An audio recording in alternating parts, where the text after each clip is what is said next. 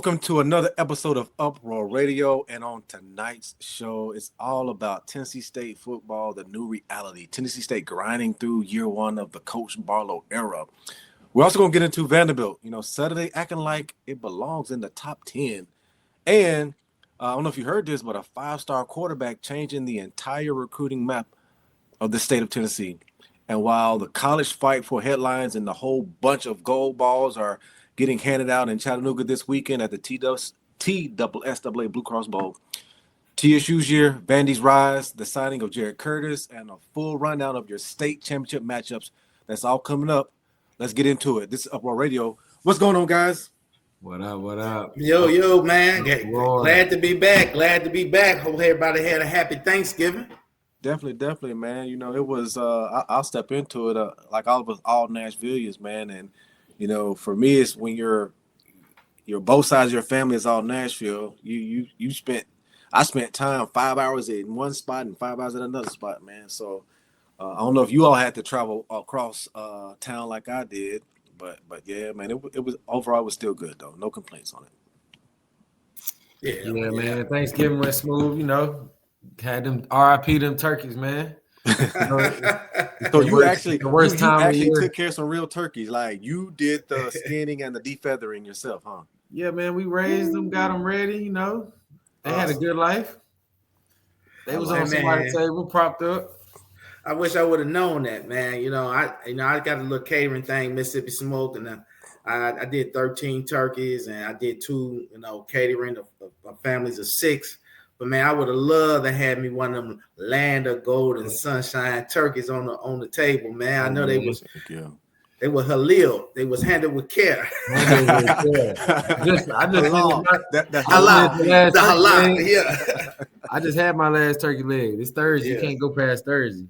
Yeah, man. Good deal, man. Well, like I said, man, here we are, man. And real quick, before we get any further, I just want to make sure you all know that are listening and watching in.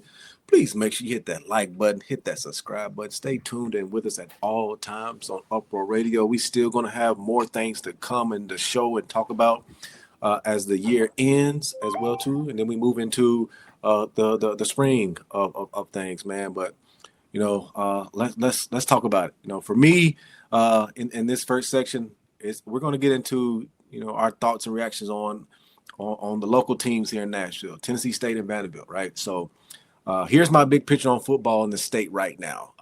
One program is in a build it year right now, obviously, right, and the other is in a proof year. Well, Tennessee State is trying to build the foundation in the OVC Big South, while Vanderbilt is just trying to prove that what they did last year wasn't just a one-off, and as we've seen so far this year, they've more than proved that it's just not a one-off. And then, as we get later into the show, right, we're gonna talk about that. They're committed to really staying where they are right now this year, man. So a lot of big conversations, man. So let's get into it. TSU finished the season 2-10, 0-8 in the conference. That's the reality. What it is. You had a win over North Carolina A&T. You had a good dominant win over Howard, 24-7. Those 2 good weekends now. John Mary Classic, homecoming. We had some good times in weekends. Mm-hmm. You had multiple one-score losses from Alabama A&M, Western Illinois, Charleston Southern. Those where you were in the game, just not closing. So that could have been 5 and what? Could have been, but when you look at TSU's season on paper, I mean, it's easy just to circle that 2-10 and say, man, that was rough. But when you actually look and watch this team, it looks more like a program that just, right now this year just didn't know how to win, and and not a program that can't compete. I saw guys, and Derek, you and I talk about this, Flynn. We all talk about this, off camera a lot. I mean, we saw where, guys are still trying to compete, no matter what, right? It's just right now, it's just that learning how to win, and obviously we saw the transition of trying to figure this thing out. And as you said, so great before the season started, like this is in 90 days, man. You're trying to figure out a lot in 90 days, man. But regardless, we got what we got. So let me just toss it over Let me toss over to you, Flam, man. Let's talk about this TSU season, man, and your high level thoughts on it. Yeah, so first thing first, I want to tell the kids and the team and the boys, you guys played extremely hard. A lot of y'all guys didn't know each other in the beginning of the year and found yourself in the trenches playing at a school you probably didn't know or wasn't even a student at when the season or the year started. So, we appreciate that. I mean? We do. We appreciate the efforts. We appreciate playing hard to the end, showing pride, showing fight in every football game. Effort was not an issue. But me being Derek Fleming, I got to tell the truth. Okay. I am concerned, okay, about a couple of things that happened this season. All right. Number one. What's the list? Yeah, I know you got a list. Number one, I saw my kids fight out there. My boys, you know what I'm saying? Our brothers now. Now that they put the T and the S and U on their heads, I didn't see our kids get better. Okay. I don't know what happened with that. You know what I'm saying? The only time will tell. You didn't see no progression? I didn't see the progression. From all around. What about quarterback? Quarterback, I believe, you know what I'm saying, Byron did an amazing job, but our scoring total never increased. So, we can get into personal feelings. I'm a numbers guy. You know what I mean? I'm a fiduciary. So I'm not going to get into what I felt like and all that. So I'm just talking about numbers. Just check the numbers. You know what I'm saying? I'm speaking straight numerically about the season. And in the very last game, you did not score one touchdown. Okay. You didn't score a touchdown. So that just goes into my conversation. So, we got to look and understand and see what was behind that. Number two, the special teams were concerning all year. You know what I'm saying? All year. We got punts blocked. I mean, we had penalties. I mean, I don't think we had did we have a return this year? We didn't run one back. I don't think we even had one that was even close. I mean, we returned footballs at Tennessee State University. Okay.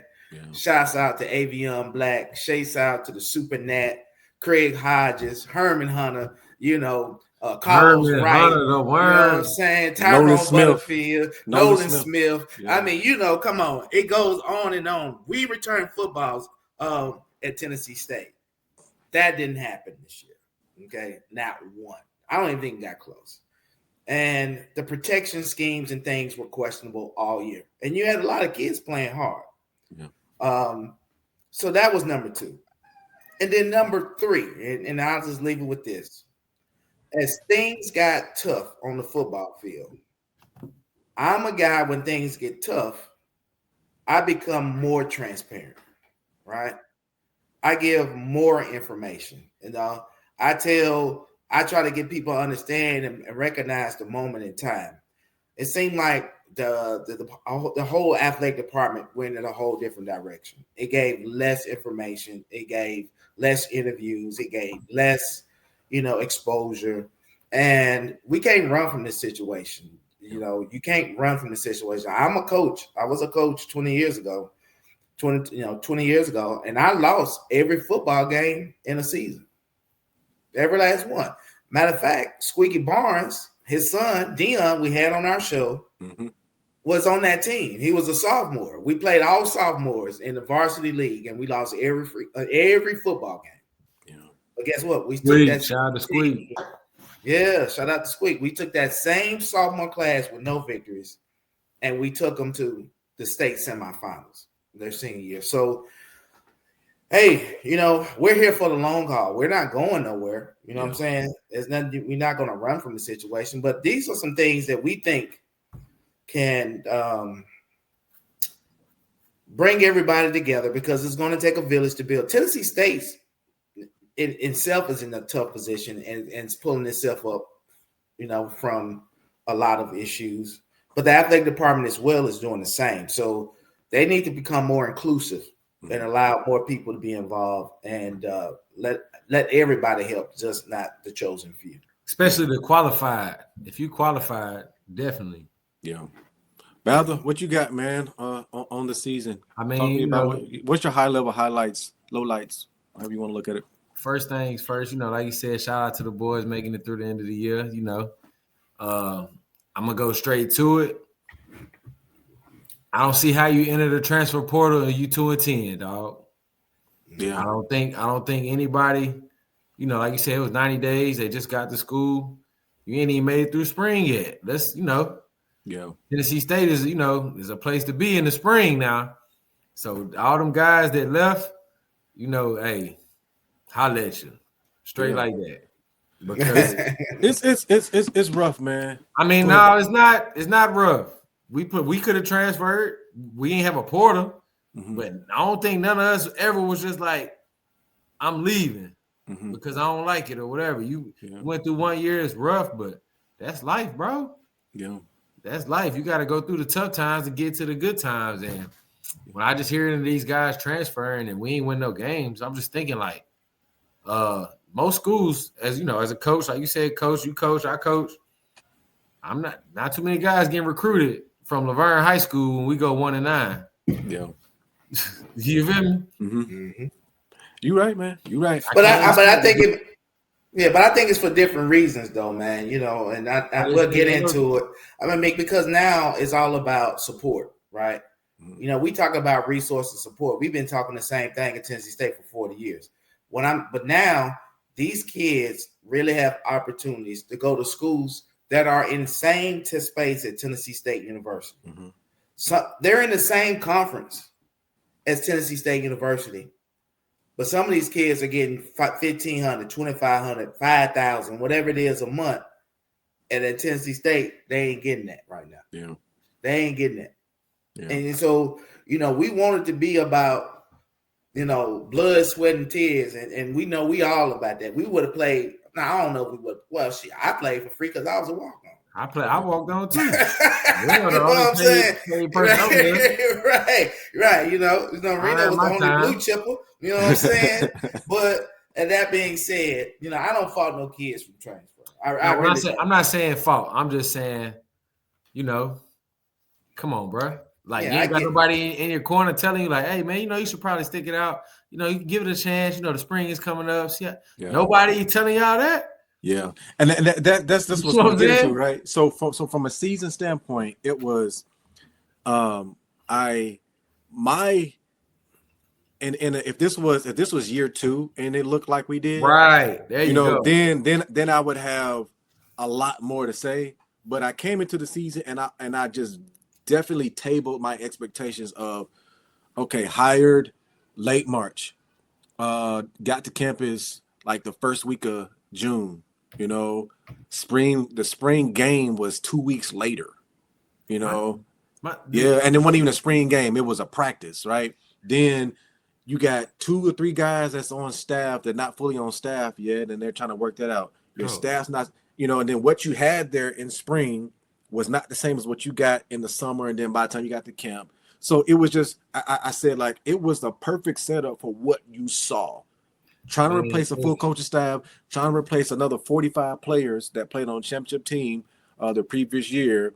And, for me, and that's why I still say what I wanted to see was the ability to see some level of, okay, boom, you saw some positive here. You wanted to feel like something was moving, like but you the graph, the chart was moving that way or whatever. But it's just, like I said, that's what I want to see, even though we didn't see it, right? And so that's the only thing for me. But now, again, that's why I said it's like, as I see all of this stuff, and I'm like, now the spring's here, you get a chance to fully go through your recruiting cycle, and you get a chance to fully go through spring ball. And that's why I see what you're saying on this, battle on, like, we was 2-10, your team was 2-10. How many of y'all actually did, like, really got good film? So it's like, but like you said, we only lost 3 games by 1. Yeah. So then one possession. One possession. I lost by 1 possession. But 2 of them were by 1 point. So you had a 17-16 loss, and you had a 7-6 loss. So that means something is working a little bit, and then you got to think, like, coach. You said I done coached the season, and we won no games, 1 game, and like that team I was coaching here in Virginia, those first 2 years, like you said, freshmen, sophomores. Bro, they playing in the state semis this week. That senior class. Mm-hmm. Yeah. So it's if you don't have nobody in your corner telling you that the Yeah. short term fix ain't the fix, bro. No, it's not. The It short never term will be. fix ain't the fix. You gotta understand as a player at Tennessee State what you have in your wheelhouse. You start with the head coach. Head coach is NFL. If you're trying to get to the league, I'm pretty sure he got some phone calls he can make. Mm-hmm. And you just go straight down that list of coaches. Yeah. And it's just like, I don't know who was advising those guys, and I wouldn't have told them to leave just based off of the footage and the wins. Like, hey, I don't think as somebody recruiting kids, I'm not really only time I'm recruiting somebody right now from Tennessee State is if a guy that I already knew that was like that, and I had a connection with him. Yeah. I know the one boy went back to FAMU, the lineman. Oh, okay. I seen him. He was I forget his name. I seen him post. KJ McCool? Yeah, I think he went back to FAM. Okay. So I mean, I get it. You go back. I get that. But the next thing, like you said too, the progress going up, sideways progress is you got to get that fixed. Yeah, you got to always be climbing. So for me, it's like I'm tuned into, which we'll get into in the next block of this. I'm tuned into what is Tennessee State football going after from now until the end of the portal closing? Recruiting wise? Yeah, like that's what I'm paying attention to, right? How many of those guys that come from the portal got 175, 200 snaps? But how do you get them? I don't know. Right. What's the plan, Flint? Yeah, right. So and to my understanding, the stuff has been in play with the 1912 sports. I'm about to say, you the president. What are we doing? No. I'm that's different. Target in group. Right. So 1912 Sports Group it handles NIL, right? So that's what they do. And Tiger in not giving out no money? No, we support the global need of the program, right? So whatever the program needs. Reno, we need some dubs, Reno. Yeah, so that's what we do. But anyways, I do know that 1912 Sports Group has been working with the recruiting team and the staff to make sure that some of those guys are going after with those 175, 200 snaps. Like, okay, we can get them. We can make sure we secure them, right? So that much I do know. So, just tell them to hit me up. I got a quarterback. We'll do. Quarterback, receivers, corners. Yeah. So I ain't got a call yet. So yeah, man. So all in all, man, it was even with that being said, even with me knowing what the season was probably going to look like, right? It still sucks that you gotta go through it, right? But I'm on the side of, like, again, I understand that whole dynamic. So, we're gonna address it going forward, right? I'm holding out belief of what the staff is out there that, okay, you got your full season now to work, so things should look a lot better this time next year, man. So that's where we are. Let's keep it moving, man. We got Vanderbilt on the plus side of things, man. 10-2 season. Just fell just outside the college football playoffs, man. Yeah, that's how they do it, man. Fell just outside the college football playoffs, man. And and as I saw them do that, I was like, you close out and you dub Tennessee. UT. You dubbed them, and I'm like, it wasn't enough. It just wasn't enough. I'm like, man, that's. Well, y'all know how I feel about Vanderbilt. I spoke about it early in the season. I was a fan of Vanderbilt as I was invited over by the Commodore. And I've been a fan since I got invited over too. So yeah, so they invited me out, and I spent time. We even had a former Commodore on our show and spent some time with them. But when I saw the team, and they scored the easiest 70 points I've ever seen. I was eating hot dogs and nachos and stuff. And I don't remember seeing them with like 4 touchdowns. You see them break a sweat, huh? Yeah, it was so easy. And it was a team that beat them the year before, which was Georgia State, which is a FBS program. The thing is with Vanderbilt is that they're 4 possessions away from being 12-0. And in the SEC, it's crazy that Notre Dame is even discussed. Notre Dame shouldn't be nowhere close to the top 12. Their resume doesn't dictate that. They lost to Texas A&M. They lost to Miami. In some kind of way, they're in front of Miami.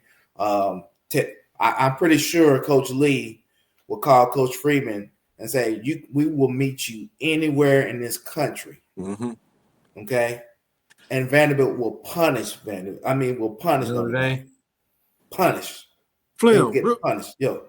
Did you see that where apparently that Vanderbilt was trying to schedule absolutely.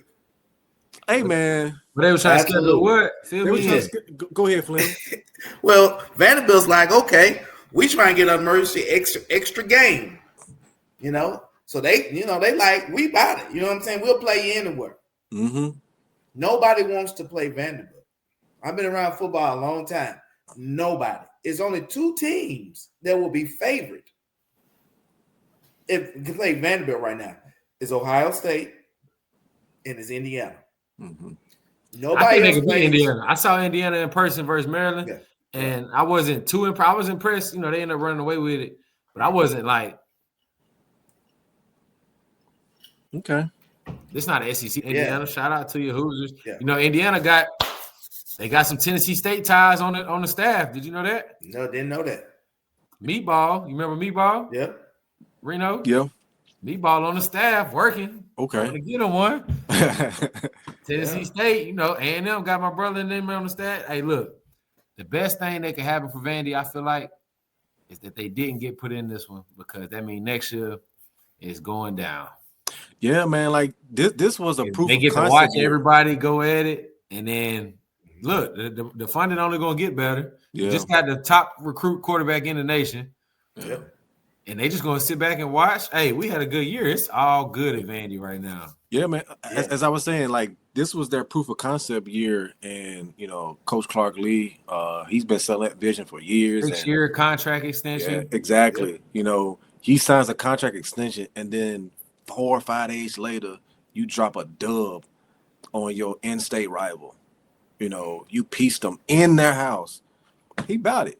He bought it, man. They could have scored. Right, they scored 45 points up in Knoxville, and they turned the ball over. Like Pavia turned the ball over twice in the first half. Mm-hmm. You know, so they only get in trouble when Pavia turns the ball over. When he get the drinking the cores, you know. Yeah, he drinks. Well, you know, he's a shorter guy, so when he has to throw the ball in the middle of the field, it gets him in trouble. Yeah. But Vanderbilt can just line up really and just play inside outside zone, RPO, counter, and the tight end and the receivers and the speed and just the maturity of both lines. The defensive line is old. The offensive line are old. They got dancing bears out there, man. Can we talk about play Vanderbilt? The OC? Yeah. The offensive coordinator is scheming it up, my brother. Yeah. He's overloading. He's 4x1, 2 triple tight ends. Yeah. It looked real hard to stop, bro. I was watching like the last 3 games. I'm just loving what he's doing, because you line it up and it's looking like they not guys out in the route. Yeah. Everybody off balance. That OC is cooking over there. Yeah, man. It's something about when an OC is in rhythm and his formations. Find his name. We gotta find his name. You know, and his formations are like getting the looks that he wants. And you know, so that's always a good thing right there, man. So, you know, shout out to them, man. Real quick, the receiver code too. I don't know his name. He's from Antioch. He's from Antioch. Yeah, he's from Antioch. Sure. Like that. Line him up. He the only receiver out there. Bow, slant. Boom. Curl. Bow. Heck yeah, man. Well, good deal, man. We gonna keep this thing rocking. We gonna. But hold on. But you see the difference? You see how it's supposed to look? Yeah. And how we look? Yeah. I'm not saying it's coaching. I'm saying that's what we got to get to. Yeah. We got to get to the point where everybody's stepping the same way on cue. The ball is out on time. Everybody running to the special teams. Like Vandy right now is, you know, I hate to say it.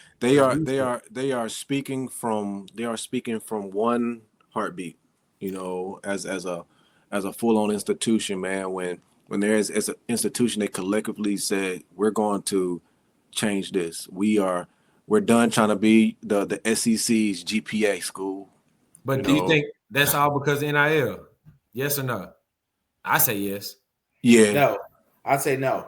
I say Because I say I'm, go I'm, ahead. I'm gonna tell you why. Because what we've been trying to dance around all season, right, is that leadership matters. Right. mm-hmm. From the top. Leadership From the matters. president. We talking about from the top. And the AD, the black lady, everybody. right? Yeah, it matters. Okay. That's why Vanderbilt it has the success it has because Candace Lee has done an amazing job building, forging relationships all through the state. Mm-hmm. Okay. The was $250 million upgrade of facilities at Vanderbilt. Billions, bro. They put billions into that this year, bro. Mm-hmm. So that's because somebody's doing the job Monday through Friday. Yeah. They're having those meetings Monday through Fridays that are enhancing the experience on Saturday. 2 years ahead. Yeah. Not next week. 2 years, a year ahead. So I am big on leadership. That's why I've been to so much leadership training. I've led organizations.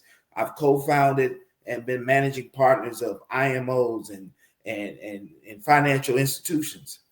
All they do when you're in that space is train you on leadership. They try. I mean, it's not about of course you get the HR situations, and how to manage this and that. It's all about leadership. Yeah. And to our leadership is solidified at Tennessee State. And Mr. Tucker is doing a lot of great things, and he's ahead of schedule. I heard he just found $27 million. Yeah, so he's out here doing his thing. Our athletic department leadership is really still up. There's a lot of question marks there. I mean, we were a casualty this year. Okay, we let it be known. Let it be known. Let's see. It all started with this. Yeah, you know what?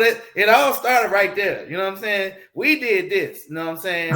From our viewers, from the coverage from camp, from the alumni football folks. We made sure Coach Barlow had some momentum,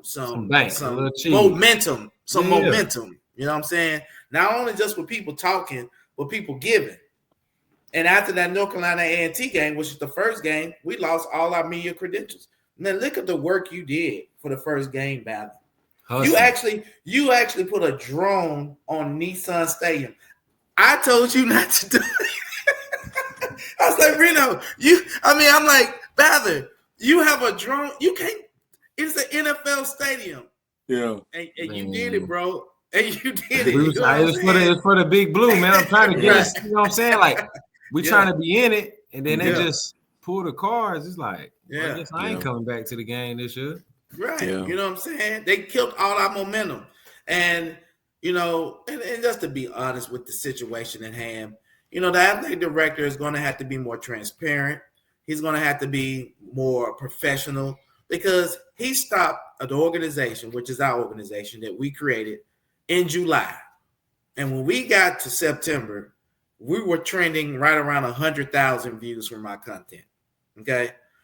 At that point in time, it was about 90% of our content was Tennessee State. Mm-hmm. And we were being reached out to just because people want to know the story. People want to know what's going on. Right. And then we got the national recognition, got nationally recognized for being an HBCU go-to for Tennessee State University. Yeah. And we did it all just for love. Off the strength. No money. No help. We didn't come in here and say, hey, man, we got 100,000 views. You owe us $5,000 or 10. No, we didn't do none of that. Mm-hmm. And then the athletic director or the SID or whoever they want to put it on stopped us from having the access to the program and telling the story. Yeah. Because right now, nobody's still telling Tennessee State University's story on the football space. Mm-mm. Yesterday was early signing period. Yesterday. I ain't seen nothing on my phone. And you did not get one report. Did we IG, right? We still don't know to this day. Swear to God. We still don't know to this day. The only stories being told are the kids that followed us at Uproar because we highlighted them. So they followed us back, right? You know what I'm saying? And so now we're all following each other, and we're watching one after another talk about they're going to the transfer portal. There hasn't been one exit interview. There hasn't been one postseason press conference to talk about the direction of the program. I mean, what are we doing? I mean, where is it supposed to come from? Now, just to be honest, I'm not even being funny now. You know what I'm saying? Like, I'm really being serious. You cannot run a program like this and expect anything good to come from it. Or don't expect nothing great to come from it. Well, there you go, Beth. I mean, any way you want to word it, listen. I mean, you are at a public institution, okay? You're not at Wall Street. If you want to be in the private sector, resign from Tennessee State University and go to the private sector. But you have to answer to alumni, constituents, stakeholders, fans, casual observers. You work for us. So how dare you try to kick us out of the space, and we're watching your failures. We're watching it. We're season ticket holders. You know, we're watching on ESPN Plus. We spent our money. We got our degrees. That's what I'm saying. You know what I'm saying? People's lives are at stake, bro. People's lives. The benefit of the, you know what I'm saying? Like, you play for a good school, got good coverage, your life could go this way. Mm-hmm. Absolutely. You go to a school and you end up leaving, transferring because you didn't, and now you end up this way. That one person could be 100 kids. Yeah. But check it out though. Think about all the games we went to as kids. Absolutely. But guess what? Guess why alumni yield is where it is, right? At Tennessee State University. Okay. Right. If you do not highlight your student and student athletes and make the college experience the best experience they've ever experienced in their early years, as you know, maturing to adolescents or teenagers to adults, they will remember how they were treated when they're older. Mm-hmm. Okay, and they will remember that. The negative stand out more than the positive sometimes. You're right. And this generation, and Gen Zs, are all about emotion and experience. If they feel stuff that me and you, and now I'm 10 years old, and I'm about 10 years older than everybody on the show. They feel stuff that I ain't never felt before in my life. With just a casual, situation. You know what I'm saying? I'm like sitting around like, why was you even thinking about that? That's not even a big deal. It's a big deal to them.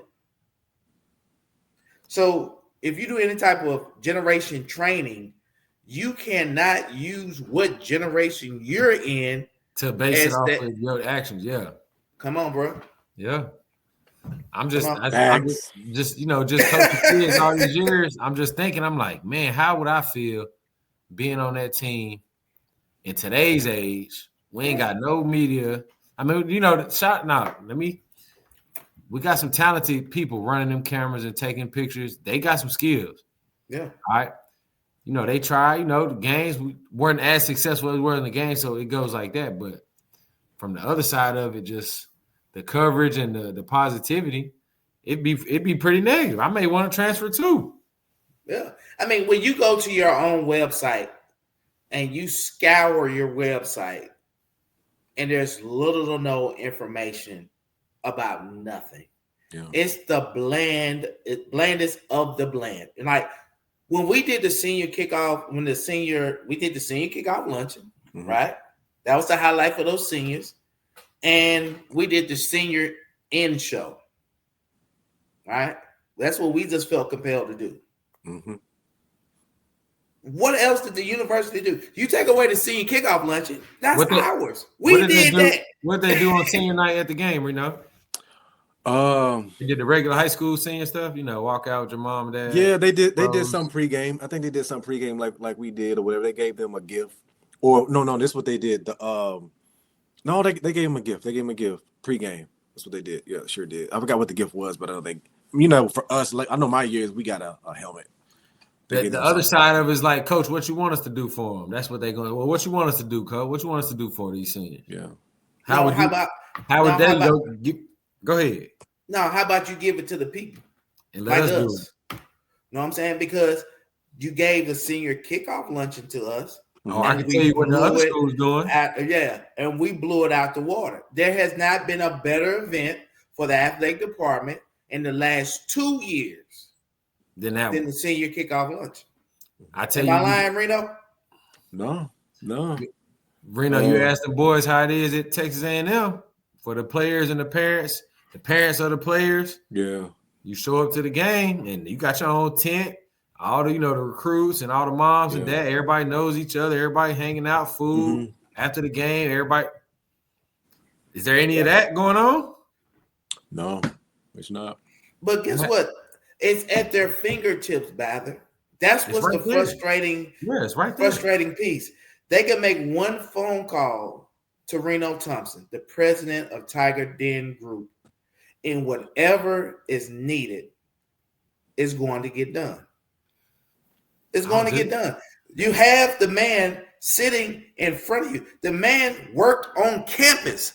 They could have made 2 lefts and bust a right and took 42 steps. You know what I'm saying? Reno, we need you to handle the parents after the game, pregame. Bet. Let's get it. Yeah. We gotta have access, bro. Yeah, man. We gotta have access. We gotta have access. We gotta have access to our program. Yeah. We can do whatever is needed. It's a phone call away. I was talking to Reno earlier, a little bit earlier, and I said, well, Reno, me and you started on this situation. I don't know if our followers know, but I didn't know Reno. I knew Reno, but I didn't know him like 3 or 4 years ago. Him wasn't talking. He was a younger guy, and I see him, I shake his hand, dapping up. He won the boards, and that's what's up. But we went on this, on this journey about 2 years ago because we were referred to each other. Yeah. Right. It was people who value what we had done over here. It was people that value what he did over there and say, hey, man, you guys need to come together and try to help move the situation forward. So that's how we got here. Mm-hmm. But at the end of the day, we found out that if I call Reno, if I need something done, he can get it done. And more importantly, because, I had been ostracized from the program. I was already doing a lot of work for the program. I was targeted, on some personal stuff, not professional, personal. But Reno took a chance. You know what I'm saying? He took a chance to fool with me because he was going to take them same shrapnel and bullets like we all took this year, right? You know what I'm saying? You got something better. You're not even in Nashville. Man, it's crazy. I thought I was, Hey, I thought it was good. You know what I'm saying? I thought it was good. Yeah. So this how I couldn't believe they said something about the post game interview that first game. I said, well, anybody else want to interview him after the game? Yeah, right. Hey, but you know what, man? This the bow I'm gonna put on it, right? And cause we'll get into the recruiting stuff, man. But it's simply this, man. It's at the end of the day, we true Big Blue, and the work doesn't stop, man. All right, we just find another way to do what needs to get done to support, man. So that's what it's gonna be, man. Let me pause real quick. I want to give a quick shout out to the Uproar Radio Show's nonprofit organization supports the Tiger Den Group. That's the Tiger Den Group. At the Tiger Den Group, we are here to support Big Blue football. Everything you do as a member, 100% goes to support the immediate efforts of all things TSU Big Blue. So making sure that whether you're becoming a member or if you just want to support us because you support the boys, knowing that you're resourcing and every dollar that you give, dollar for dollar, goes directly to support all things TSU football. So if you want to get involved, please go to thetigerdengroup.org. Again, that's thetigerdengroup.org. And we'll see you. Let's go, Big Blue. Big Blue. Yeah, man. So we're going to keep this thing rocking and rolling, man. We're going to move into all things, man, with this early signing period, man. Vanderbilt flips the switch. They keep one of their own in Nashville. Mr. Jared Curtis of Nashville Christian, 5-star quarterback, #1 quarterback in the nation, says, I'm going to stay home and go to West End Avenue, man, and do some work there, man. So when you saw that news, Flynn, when you saw that, man, were you like me? Were you on the side where I hope he does stay, because it's just something that just feels good about Vanderbilt, and it feels like the right time? You know, it doesn't feel like a gimmick. Or were you like, nah, you know what? He took the visit there. Oh, I knew it was a done deal. Yeah, absolutely, man. I mean, I've been very, very. I used to laugh at Vanderbilt, right? Like, I mean, you go to my Facebook page when we played them in 2018, and 28. Vanderbilt was a 28-point favorite. Mm-hmm. And I went Facebook Live, and it's still on my page, and I said Vanderbilt would never beat us by 28 points. Never. Okay. Now, this new Vanderbilt will beat us by 100 points. Okay. Vanderbilt has done intentionality to a times 10, right? Yeah. They said they were going to compete in the SEC. They went and got a leader. Mm-hmm. Their athletic director is a leader, Candace Lee. They leveraged everyone. They opened the doors up and said, if you want to be a Commodore, whether you win here or not, you can be a Commodore. You can support at West End. They upgraded their facilities. They got a homegrown kid as a head coach whose father is well loved in the area of medicine. Mm-hmm. And they put the head coach from Nashville. His dad. Yeah. So Lee is from Nashville. His dad is loved in the medical field. His dad is a doctor. Yeah. And they went and got the bag, right? Got the bag, and they executed. And you can't do nothing but respect it. You know, those are the things that we are dreaming for at our university, because we know we're just a flip of a switch of a right leader to just take over everything. And then people are just waiting for it. You know what I'm saying? Because like I tell people all the time, it's easy. There's no way Nashville could grow at the rate it's grown. And we not growing. And we're not a part of what's going on in Nashville. You're obviously not in the right rooms. Okay. Mm-hmm. You're just not in the right rooms. Now, Mr. Tucker's going to be in the right room. You know what I mean? Mm-hmm. He's going to maneuver it. But now you got to hope that his infinity and love for the athletic department, like President Davis, when he created Tennessee State's greatness, it wasn't no accident. Oh. He wanted to use athletics as a conduit to academia, right? You know what I'm saying? That was the play. That was the plan. That's why he went and got Ed Temple. That's when he went and got Big John, you know, and all the other great coaches, John McClendon. You know, he went and got those guys. You know, we stole Big John Merritt from Jackson State. He was making $5,000, and President Davis said, "Well, go get him. I give him $10,000." So these were things that were being intentional and growing the program. And I think that's what's really hurting our fan base. You know, folks like me and you and us. We don't see any intentionality with this program. The Big South, the OVC. Well, hold on. Let me rephrase that. The OVC is dead. Don't say the Big South. Okay, yeah. The OVC is dead. Okay. The OVC Blue Bloods, every last one of them are gone. Okay. Mm-hmm. They're gone. All right. Beth is gone, the former commissioner, right? Yeah. She's just driven this whole conference into the ground. You know, when you sit there looking at the state troopers and the Kentucky Wildlife as your two type sponsors with any type of live broadcast, you might as well just say, you know, and you're sitting in Nashville when it's like 10 Fortune 500 companies, right? Like, you know, Kentucky Wildlife can not be that important, okay? And you don't even have a Kentucky school anymore. So anyway, you know, that's just tiring on that. But yeah. Now I want you to go back to the leadership part, but how does it transfer into basketball season? Just yesterday, the girl from Vandy just, you know, I forget her name. She just had her third straight 30-point basketball game. First time in Vanderbilt women's basketball history. That football success is gonna carry. Mm-hmm. Momentum works. That's the laws of the universe. So for us, basketball season, we've got some games we got to cover coming up, and I don't know what's it looking like, Reno. From what I've seen so far with basketball, man, it's still figuring it out. Still figuring it out. Just to answer your question, Ballard. Man. Tennessee State basketball with a first-time head coach, which I questioned early in the season. I mean, second year girl head coach. Yep. Yeah, the girl. We what we're talking about. But we talked about having Coach Nolan Smith with no head coach experience, and how Tennessee State has some kind of way become a test ground for first-year coaches or first-time coaches.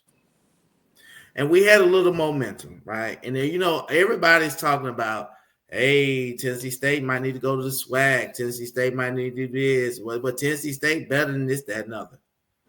And our basketball team went to Huntsville yesterday and got outclassed. They got beat by A&M. They got beat by 27 points. And that coach, I think his name is Coach Palmer, is known for being a great X and O guy. I mean, he did it at all lower levels. So he's an experienced coach. I mean, he's respected. I mean, his team, our kids look like they had never seen that type of defense in their life. They scored 53 points yesterday. And I was sitting there like, and I talked to Reno, and I was like, hey, it was a tough day for Tigers yesterday, right? We had signing day, didn't get any information, went down to A&M and got blew out. Damn. Yeah. For real? Yeah. It was hurtful. I watched the whole game, and I was just puzzled because that same team had went up to UNC Asheville and scored 70-plus points and won. They had just gone to Chattanooga and just went down there and won. But then you play a HBCU and rivalry, right? A&M is picked 6 in the SWAC out of 12 teams. 6. It's not like the SWAC champion. Mm-hmm. And they ran we look like we shouldn't even been on the floor with them, man. It was bad. It was real bad. When the fifth game? The fifth game already happened. They played that. They did what they always do with them. So I mean, that's. Man, I'm just trying to make sure. Yeah, you don't count that. Yeah, man, it's gonna be a lot to figure out. Again, I know that's where Flair and I understand his thought process on. Because at first for me, I was like, I'm okay with Nolan Smith being our head coach, because I was like, I saw who he's played under and I saw who he's coached with, so I'm like, okay, if you're gonna be a first, why are you okay? Why? Because I saw who he played on and saw who he's coached with. So I was like, that okay, he ain't never coached a full. He ain't never been a head coach. No, I ain't hating on him. I'm just saying, if I was okay, because again, I'm like, this $1 million brand. You put this budget costs money. Yeah, we going on the road. We going on trips. You just gonna get to. I mean, might as well hire me, first year head coach. No, I don't want. But that's just for me, right? I was fine with it, but then it's like where Flim highlight. He's like, but again, man, it's like we've had multiple back-to-back first-year head coaches. He's like, and then he's like, remember, even in football, Coach Reggie Barlow's the first-time coach that we've had that had head coaching experience since in 40 years. Yeah. Well, I ain't gonna say 40 years. It's 1994 when Bill Davis was hired. So how many years is that? That's 31 years. 34. Coach Barlow was the first year. Because I'm 40. So that's 30. That's 30. That's 31 years. Yeah. So 31 years. Yeah. You said Barlow a first year head coach? No. He's the first coach that we've had that wasn't a first year head coach in 31 years. Yeah, in 31 years. So that side of it. So that side of I totally understand. He's just like, man, like he's on the side where I feel like we could have found someone that had some success at like a D2 school, right, or something like that. No, we could. Or anywhere. You know, No, I'm Well, not taking no support. I ain't taking nothing away from coaches got to stick together. Yeah. I'm asking from the leadership, like, what are we thinking? If like, what's the logic behind it? Mhm.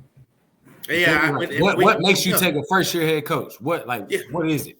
Yeah, so that's what we can't get, right? We get, the thing at Tennessee State that really drives me nuts is that personal and professional gets all mixed in one cup, right? It all gets mixed in one cup. And listen, you have a professional space and you have a personal space. Those two don't work together in professional, positive, high value areas. I'm a private sector guy. I couldn't go and work as to my office and be like, well, I just don't feel the greatest today. And so nobody listens to that. Bather, you have a farm. You are an entrepreneur. I'm pretty sure when you out there with all them stuff you got going on with turkeys and cucumbers, and you probably don't feel the best, but who are you going to call and say you ain't going to do it today because you don't feel the best? Nobody cares. You feel me? Right. Nobody cares at all. Nobody cares about your personal problems. Nature is indifferent. What gets Tennessee State in trouble and what has gotten Tennessee State in trouble is that we have allowed emotional, personal-driven decisions to dictate the program. And we're sitting there looking at the results. Yeah. This is the second time in Tennessee State history that they've had double-digit losses. Double digits.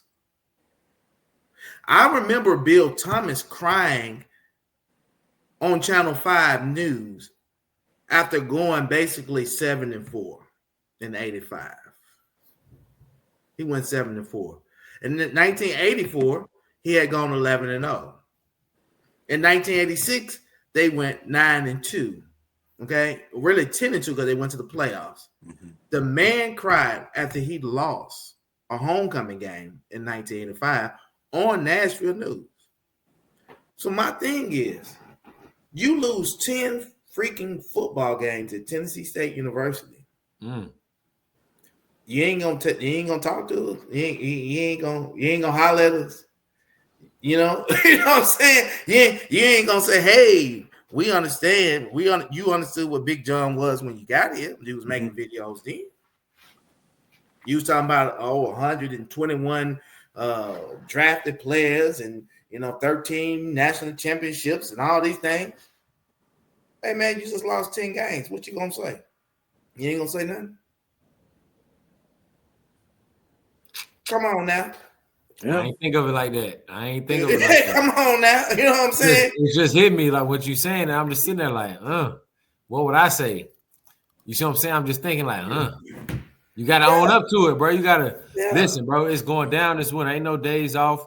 Like, no, man, we need more content. We need more content now ever before. Yeah. We need to see you walking into the office in the morning at 4. We need to see you leaving the office at night at 10. We need to see you on the phone talking to top recruits and saying, hey, this is C State is where it's supposed to be. You need to be talking. And you know my thing too, you know what's going on that people are still not picking up on? Deion gave y'all the playbook, bro. Deion gave you the playbook. Just get some cameras and record everything. Content is everything. Record everything. I've been saying this from the beginning. Record I tried to tell him back, when Eddie was here. Just record everything. What's my dog name? AG? Record everything. Right. Cut it up, package it up, record it. Because you know why? Now it's proof. Now we know what's going on. Now people can see where their money going, who doing what. Yeah. That camera holds people accountable. Absolutely. It holds you put a camera out in front of kids that's working out. Guess what? They're gonna work out that much harder. Yep. Sure You ain't got no camera out there. I'm telling you. You put a camera out in the meetings, ain't nobody gonna be joking around in the meetings. Mm-hmm. Ain't nobody gonna say the wrong thing. It's gonna be locked in. But you don't have that. We don't know. We just know what you tell us. Now we just know what you tell us. And you're not even telling us. It's so bad that we don't get no content now. Yeah. No content at all. Like where You is can't Johnny? say it's a what's the issue? Most people you just say it's a rights issue or it's like a licensing issue. Nah, man. Everybody doing it, bro. Everybody doing it, man. Yeah. Listen, as I told issue. folks, It's not No, ain't manpower. no I seen them manpower. cameras. Yeah. They got 7, 8 cameras at the game. Yeah. All in the Yeah. same. It ain't no manpower. We geared up. Mass com is there. Yeah. You know, the thing is, when I tell people what in my workforce, most people who are doing great things want people to know. And you can recall all the way back to your childhood when you was a little kid and you drew a beautiful picture or colored a beautiful picture. You was going to walk around that house and show everybody what you thought was good and great, right? So greatness doesn't hide, bro. Mm-mm. Goodness doesn't hide, bro. It wants to be seen. So your absence of not providing info, content, and then you dropping bags and getting destroyed and bad seasons and kids transferring, it gives a perception that you're really losing, right? That you're really losing. Something's going on, bro. It gives a bad perception. You can't tell me you got a hell of a pot. You're not gonna show it. Yeah. Come on, bro. And no, you're right. You hit that one on the head because I'm just sitting here thinking, and you know, I just been coaching. I've been working NFL films. I know how it go, and it ain't that hard, bro. Look at us. Look at us. We came from Zoom to phones to StreamYard. Hold on. I'm sorry. My dog. All good. So while he step away, man, let's get into this a little more detail about this recruiting from a TSU standpoint, man. So what we were able to see from an early signing period was more so around the things that they have going on, right? So we know that some of those guys who committed early did sign. You know, we had another quarterback that committed back in the summertime. He signed. Had a running back, wide receiver signed. But this is what I do know, that again, the biggest focus on we had a wide receiver sign and a quarterback. Yeah, both I believe were out of high school. I believe so. That's what's up. Yeah, and I believe a running back out of high school as well too. I believe so. But it's for them. It's they're big on getting things fixed for the immediate in the trenches on both sides of the ball. You know, so I think they're gonna hold it down. I think we got coaches. Definitely. They're gonna get it fixed. Yeah, definitely, man. And, you know, for me, it's like they're gonna get some guys. That's where my head is on this, man. Like I still after seeing I thought we was gonna win more than 2 games too, though. So I could be wrong. Yeah, but we were way wrong. We missed real bad with 8 home games. Yeah. No, we thought 8 home games was going to at least give us 5 and 3. Mm-hmm. And with 8 home games, I did not have any models of us going 2 and 6 at home. Yeah. And so yeah, man. So that's why I was like, you know, after going through all of what we watched from a fan standpoint, tell Eddie Woods, I got some guys. I still have like this confidence still in the staff, regardless, right? I'm like, I still got the confidence. That's because That's because you played for that. Because it's different when you know. From the outside, the average person looking in, they don't know none of these because they just a fan. Yeah, we know, the quality and caliber of football. Yeah, we still have to understand, like, it ain't the X's and the O's, it's the Jimmys and the Joes. Hey man, let me tell you something. That's Reno being personal. All right, I ain't told y'all about that. If y'all gonna learn something about it, you're gonna learn something from me. You're gonna understand that I have a personal and professional space. Okay. Mm-hmm. Personally, we like those guys. This is no indictment. If we see them, we want to shake their hand. We don't have no issues with them on the personal side. Mm-hmm. But there's nothing wrong with constructive criticism. Especially when it's coming from where we're missing. We don't have any media coverage. But again, that's why I say again, still for me, after seeing what everything, I'm still have the confidence because I said, you know what? Because I called it out before the season started. I said all of this stuff of the timeline of everything, right? And I still allow after we had the show, we talked about it, right? Yeah, He's you like, come on, did. real You for did, real, for real, Reno. for You real, da, da, did. da. And then I walk myself up, the win column, right? You But did. I still had that angst, like, man, like this is about to be a hard thing to figure out and pull off. I said it, so I got to still stand on the fact that, hey, I ended up with you all talking But about 7 that go wins. back to exposure. What we Yeah, was talking about, Reno. We you know, going off of just what we yeah, think and not what we yeah, seeing. yeah. So for me, it's like I said, you know what? With that being said, I still believe that with the full off season, that I still believe that we still got a damn great staff that can figure this thing out and have a way better showing in the 2026 season. I'm still a believer of that. Now, if I end up being wrong on that, So Well, go ahead. so look, this is what it is right now. All right, and this is what it is, B. Talk to me. We're gonna always believe in Tigers, right? Mhm. We always gonna trust. You know what I'm saying? Believe in blue, baby. Right, we're gonna believe in that. But listen, let me tell you something. I know about sick dogs getting well, right? You know what I'm saying? But some sick dogs die. All right. We cannot repeat the last 90 to 120 days. Okay. And think just because you flip the calendar, things are going to get better. That's insanity. Okay. That's what insanity is. That everything must be routed back to the first 60 days. Okay. When we had momentum and we was out there, we had the football, alumni day, and we did to be a Tiger with the team. And our That boys came back energy, out. Yeah.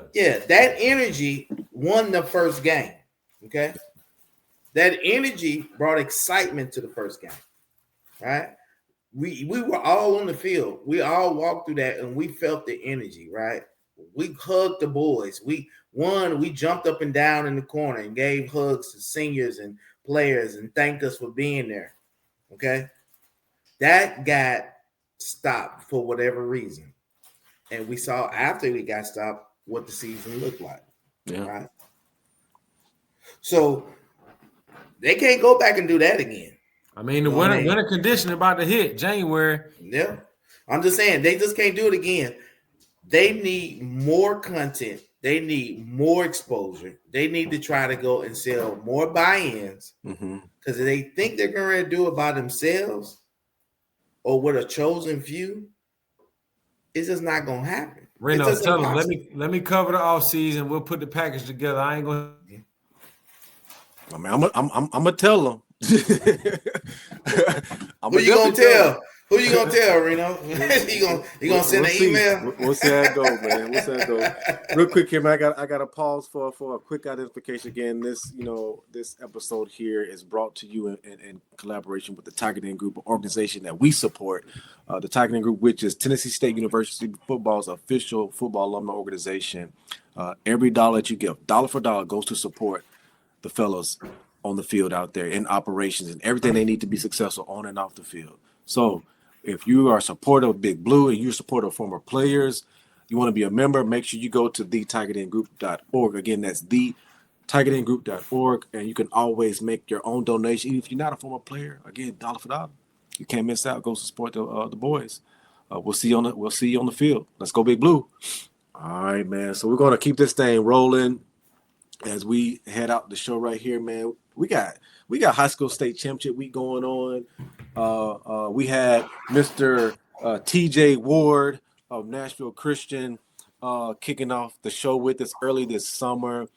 They just closed the deal in a state title. Again, TJ Ward, one of the top running back second top running back in the state behind Mr. I can't think his name right now from Baylor. But yeah, so they just closed the deal, won the state earlier today, and then right now we got Brentwood Academy versus Baylor going on in the state championship game right now. So if you're a Tennessee high school football fan, Like I said, I got that game on downstairs. Like I know that game is rocking and rolling, man. So I hope it is rocking and rolling, man. I believe it should be a good one as well too. So we got that one, man. And I'll say this for the Middle Tennessee schools, we are definitely showing up, Flam, man. Like I said, you got Baylor, you got Brentwood Academy playing. You just had Nashville Christian play. You got Ravenwood versus Oakland on Saturday. You got Pearl playing against the mighty Alcoa on Saturday. You got Page High playing in the state championship game for the 5A title. So then I think you got CPA is playing in, I think, in the state as well too. In the private Division 2, I believe it is, or something like that. So, man, Middle Tennessee is rocking it out, man. So, looking to see the mid-state take home a bunch of gold balls this weekend, man. But in any of those games that you got potentially eyeballed, Flim? Yeah, you know what I got eyeball, Reno. Stop playing with me. Yeah. It's them five birds out there from. Is it North Nashville or West Nashville? What you tell me? What right now, North is winning the claim of it right now, man. Okay. Apparently, because it technically sits out north, as we say. We out north. That's out west. That's out west, But I'm gonna let now you. we pulling from West Nashville, right? We pulling from West Nashville, but okay.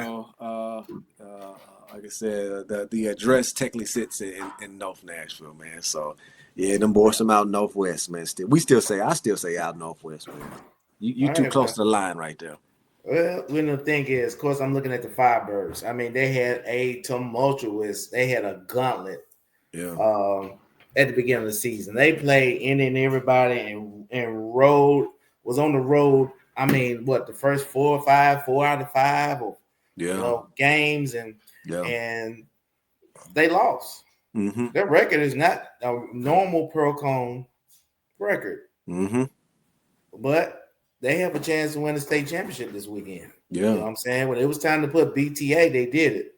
Yeah. And it's crazy that we already knew that. You knew it. You know what I'm saying? I've always gave the accolades to Pearl Cone and said, Pearl Cone is the best high school program in Middle Tennessee for the last 30 years. So yeah. Okay. So I just pulled up just to make sure I got it right. So yeah, so you had today you had BGA and FRA. Yeah. 2 more. Right. Yeah, right around the corner. Yeah, right there. Mm-hmm. So we got to tap in and see what old Ed Sanders and the boys FRA did against BGA. Then you had and then obviously Nashville Christian beat University School of Jackson. Then going on right now, Baylor versus Brentwood Academy is going on. And then tomorrow you got, let's see, Page versus Sevier County. They're the last game. They kick up at 7 p.m. tomorrow. That's Middle Tennessee. Page is Middle Tennessee. Yeah, Page, Middle Tennessee. So it's like Middle Tennessee running through it, man. But the kicker is this, man. Everyone is like, and that's where I'm a believer that Coach Brunetti at Pearl Cone scheduling that extremely hard first 5 weeks of the season is going to find out, was it the right call come Saturday against Alcoa. Alcoa is going for, I think, number 15 in a row in state titles. They're going for 15 in a row. They're not winning. They're not beating Pearl Cone this year. Yeah, I'm calling it now. Pearl Cone's getting ready to win. Because of but that's intentionality. You know what I'm saying? That was intentionality. That's a person, that's a leader that knew the deficiencies of his program. Yeah. And he was trying to figure out ways for his program not to be deficient. Yeah. So he went and played the baddest school in Middle Tennessee, which is what, Oakland? Yeah, you had NBA, which you almost beat. Then you had CPA that you lost on a funky call on the goal line where it looked like you scored, but they said you fumbled. And they pick it up and take it to the house to win the game. Yep. You were in the game for the most part against Oakland, then Oakland pulls away. Then you play BGA, right? Yep. lose to them and a tough one. So it's like, and then you play CPA. You play CPA, BGA, Oakland, NBA, right? Like that's those four. They play the black school somewhere now. Who they play? They ain't play Antioch, did they? No, they played somebody. But they played somebody. We'll look it up. Yeah, man. But it's just, but regardless, it's like you know, that's where this comes into play because you could be the old way, the most recent years of Pearl where you have one tough game, and then you run through a bunch of teams until typically what happens, quarterfinals, semifinals. That's when you start to get some toughness or whatever. And he was like, and I'll say this: Bernetti pulled from the old Coach Fitzgerald way of stuff because my years, that's what we did. You go against Brentwood Academy, NBA, Father Ryan, or it was Brentwood Academy, NBA, and at the time Riverdale was running it, out of Murfreesboro. And it's like, so that's what you did.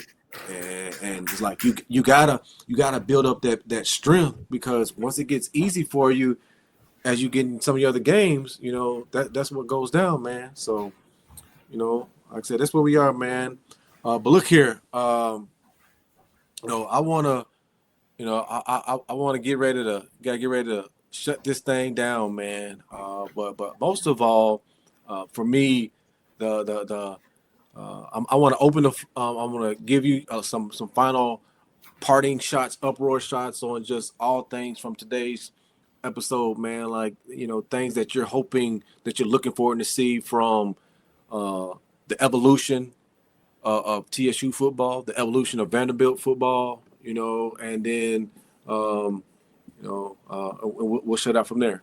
So what you got on the evolution going forward for TSU football? What are you looking forward to seeing by spring game? So my thing is, man, is that we have enough evidence and we have enough experience to recognize that what we tried and did, or what we're doing, or what they're doing, is not working. Okay, there's a lot of transitioning going on. We talked about the OVC basically defunct, firing Beth or letting her resign. All these other schools that are 6-7 hours away, Charleston, Illinois, or Eastern Illinois, and all these Macomb, Illinois. That's a terrible trip. It's over there by Kansas. That the experiment, as they speak about it on social media, needs to be over. Okay. So there needs to be a true dialogue of where Tennessee State University is getting ready to play and who they're getting ready to play the next 5 years. Okay. What do you think it should be? Well, I just watched Dr. McCullum, okay, from the SWAC conference, which I've been watching him for a very long time. Y'all know I've been traveling down there for a very long time. Matter of fact, I'm from there. I have traveled all over the South. Alabama State, Alabama A&M, Tallahassee, Bethune-Cookman. Only place I haven't been is Itta Bena and Lemoyne, which is Alcorn State. But I've been to Alcorn State. Mm-hmm. So I've been watching a game day experience on a Saturday with a school or the program that's feeding their support, right? They're feeding it. They're giving them what they want. I've seen the Jackson State Band. I've seen tailgate. I was at ESPN Game Day when Dion was down there. I had to get that. I had to learn. I had to feel that. It was amazing. So I say this to say, somebody over there at 3500 John A. Mary Boulevard got to start talking to the constituents. They got to start feeding their stakeholders. They got to start feeding their fan base. And we ain't talking about you. Yeah, we ain't talking about that little stuff y'all do on IG because a lot of people ain't on IG. No, we don't want to hear that. That's played. It's over with. We have outdone your IG in 40, 50 days. We blew your numbers out. Damn near almost 200,000 views now. Okay, so we blew your numbers out. So there's something we're doing right, and all we're doing is speaking as fans, alumni, alumnus, and you guys should be coming to us and figuring out the model if you're truly about moving the program forward. Now, as I talked about the pictures you used to draw when you was a kid, right? When you made 100% on an old spelling, and you brought it home and you made 100% because you spelled the words right, you're going to show when you're doing good and great work. So do we need to have a perception of y'all? What are we doing? Okay. Think about it over the holidays, right? Because what is for sure is that we're never going nowhere. You know what I'm saying? We ain't going nowhere. You know what I'm saying? So, you know what I'm saying? If I drop tomorrow, rather you take my spot. Yeah, I'm third generation, buddy. My mom and daddy went to TSU. Yeah. My granddaddy in the Hall of Fame, man. Like, I ain't going nowhere. Hold on. But just real quick, just want to make sure again, but specifically about football, like, from what we saw from the team, last year, what is like one or two things that you're looking to see? He want to see some touchdowns. No. Now I want to see what I just said. I answered your question, Reno. Because so you got to go back to when Bather was talking about the fan support, right? Yeah. The 2 games that Tennessee State won this year was the highest participated game of the season from As my Tennessee dog State. Seco would say, imagine that. Right. You know what I'm saying? The excitement for the John Mayer Classic, the work we did, the senior kickoff luncheon, A&T showing up. You know what I'm saying? Showing up. A&T had a great following. They won.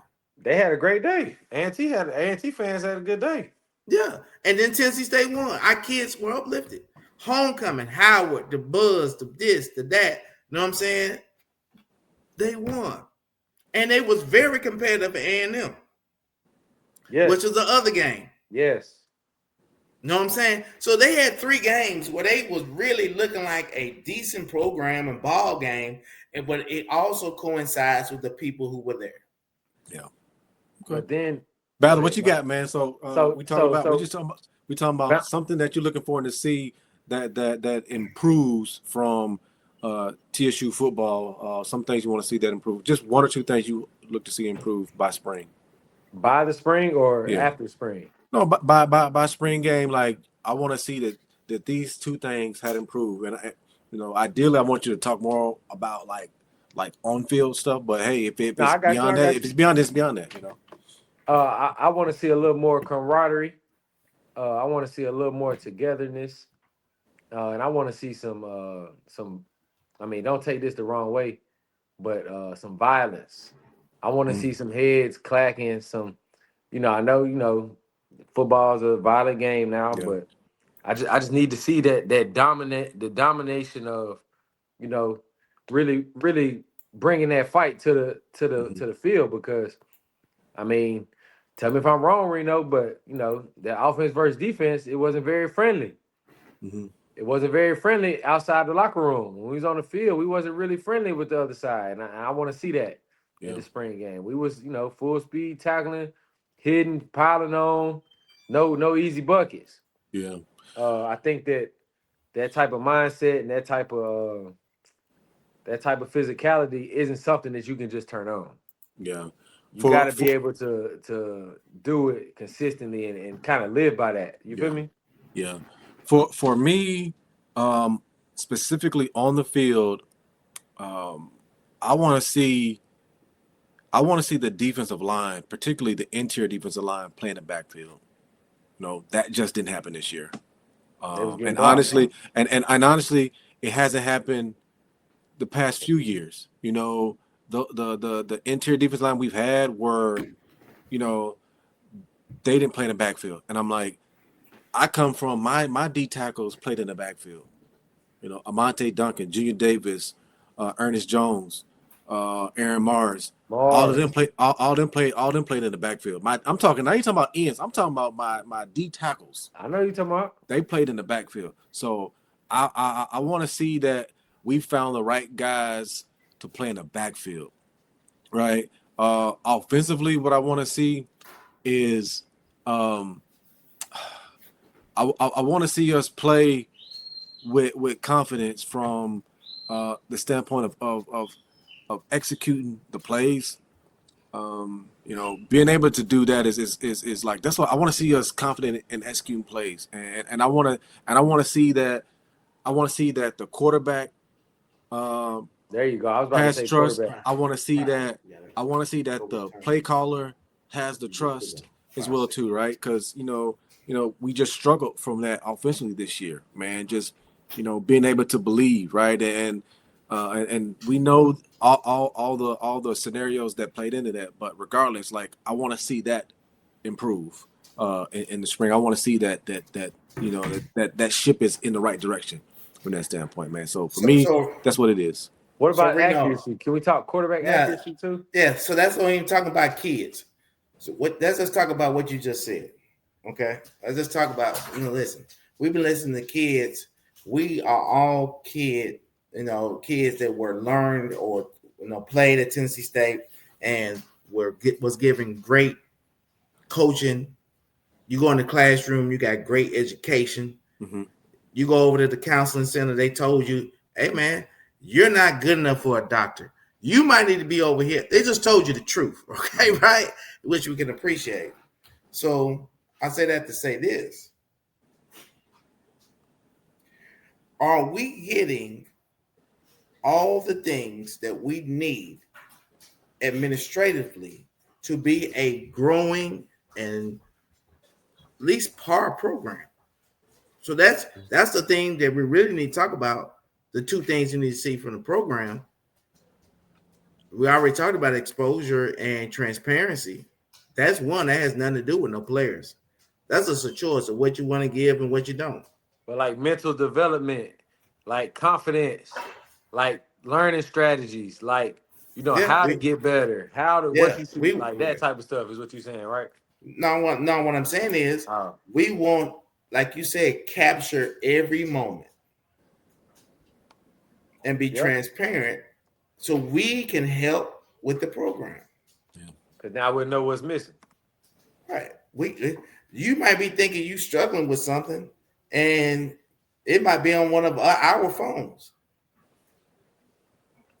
We talked to Big Moon and about the O-line factory he got going on right there. Mm-hmm. And we just lost all the O-line. Right. And that wouldn't, and they really struggled this year. So, I wish they would all stay because then they would have been experienced O-linemen next year. Mm-hmm. Right. Now we got experience, but they're not leaving. Even the big 6'8" boy left? I think Juju is the only person who has not officially. I've been watching him. Yeah. That hasn't. But they said SEC schools are coming for him. I mean, he's going to the league. He's probably going to be a first-round draft pick. Come on, 1912. What we gonna do?